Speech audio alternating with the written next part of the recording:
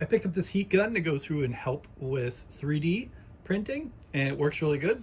You have an area for kerosene here. You just go through and put the kerosene bottle down and push it through. Here's a quick example. You just take this, put it in there.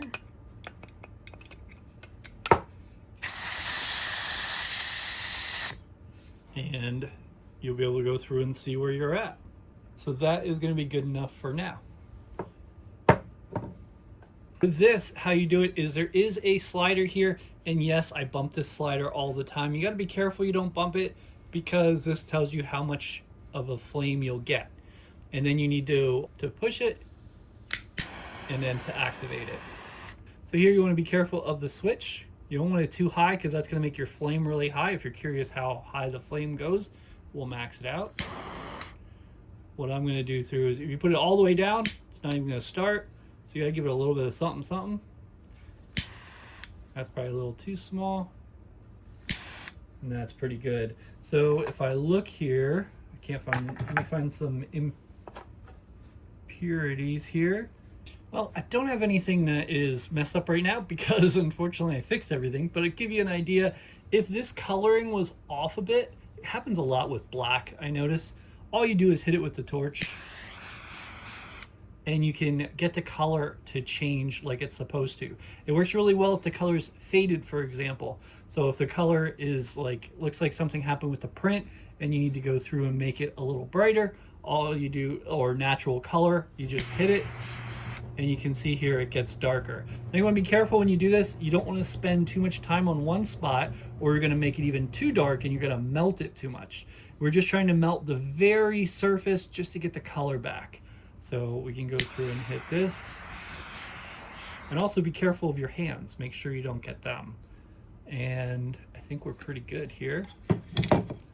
This is a destroyed prototype, but we can hit this. See how it's starting to go through and melt there because I did it too long. So that's why you don't want to do it too long. Like I said, this is trash because I messed it up, so I'm just kind of using it as an idea. This is rigid right here. I'm not sure if this will help, but it'll help with the coloring. Oh, there we go.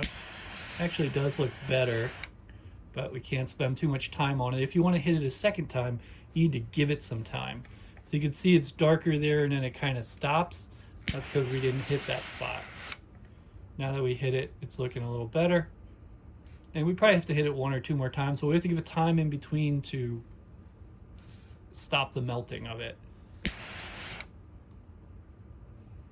like I said, you stay on it too long, you gotta mess it up. This is awesome for when things aren't working and you need to go through and do it. Some people say like you can get it with the strings and stuff like that. You can, but be careful because those strings are gonna melt. So they're gonna melt to it. So if no one's gonna see this, it's not a big deal if it's like the inside of something. But if it's gonna be the outside, I would recommend using something else to go through and get the strings out. Maybe like a needle nose or a deburring tool. But just to show you, since again, this is just what it is, See, it takes it down, but it does remelt it and it's back onto the plastic.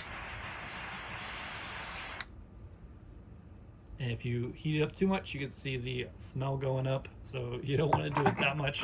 There will be some smells, not a lot with PLA, but other materials. It's going to be about the same as a printer because you're heating it just like you would. So overall, this is pretty nice. Be very careful with it. It does come with a protector to put on the thing here so it stops going through and you'll be all set.